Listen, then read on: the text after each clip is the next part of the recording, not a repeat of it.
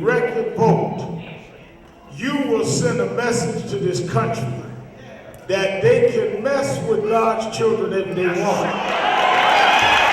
But whatever they do, God will turn it around. I don't feel no way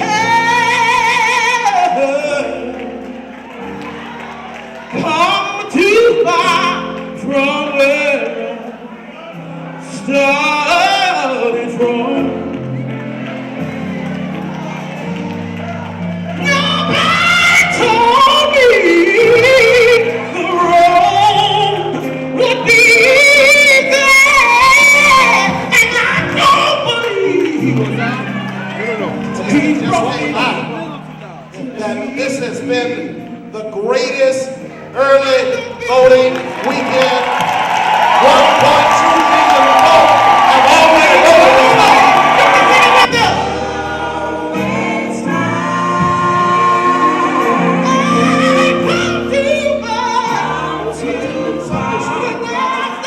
Lost their lives so that we have a right to vote. Medgar Evers gave up the ghost so that we have a right to vote.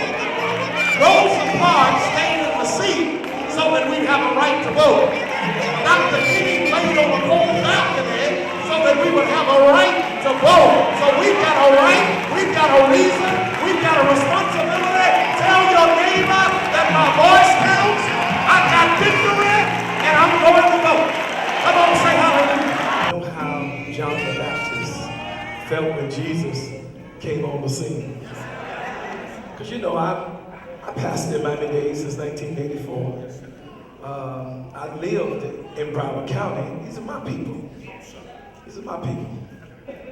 Reverend Sharpton got out of the truck. All you heard was, Reverend Sharpton, woo! And then somebody said, hey, Pastor. And then somebody said, hey, Victor. No, they didn't even put a handle on it. Hey, I do want to honor our Commissioner Anderson, and our school board member, and our state representative. God bless you all. I meant no harm. I just want to get our guest up. It has been a pleasure. I gave him the Victor Curry treatment today. He preached at New Birth at 7 a.m. I drove him to St. Ruth at 10, and then drove him back to New Birth at 11, and he's still here. He's hanging, y'all. He's hanging. He is a phenomenal preacher. I know a lot of times we just kind of box him in the whole civil rights thing, but trust me, he can preach. He can preach. It's an honor. We all know him.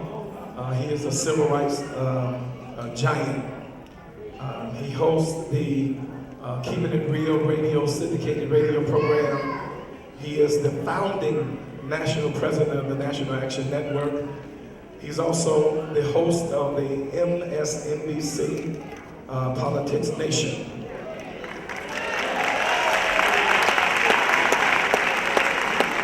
More African Americans watch MSNBC during that 1 hour than just about the entire day. I'm serious. It's a major situation, and people don't know that MSNBC, because of that major lineup, has they have more viewers than Fox.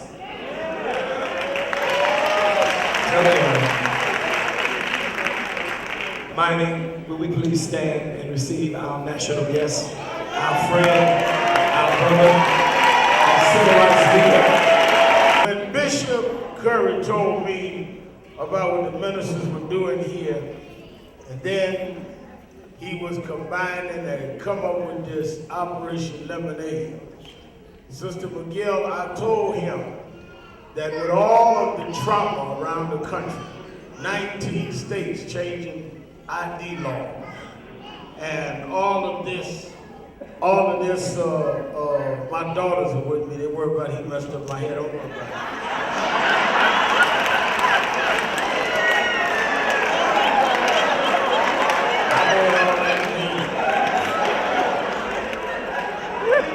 With all of that hysteria, they handed us a limit. And by God, given that vision with Bishop Curry and all of us to turn that into lemonade. And then it be validated, as Reverend Johnson just acknowledged, with a record vote. You will send a message to this country that they can mess with God's children if they want. But whatever they do, God will turn it around.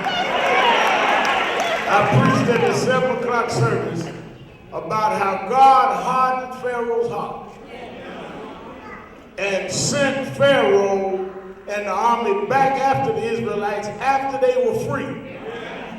And folk that got out there in the wilderness and turned around and saw Pharaoh's army come.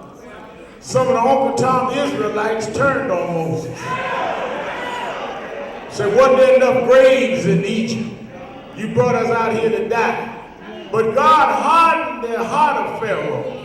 Once so the Israelites will remember that it was God that liberated them. And he baited Pharaoh out there so they could drown Pharaoh's army. Somewhere in history, they may write that God hardened Rick Scott's heart. So some of you that wasn't going for it, some of you that was mad with Obama, will learn that they were trying to take your rights and come out and vote anyhow. They may find out they should have left us alone, because now they done woke us up. And they cut back the time, but they couldn't cut back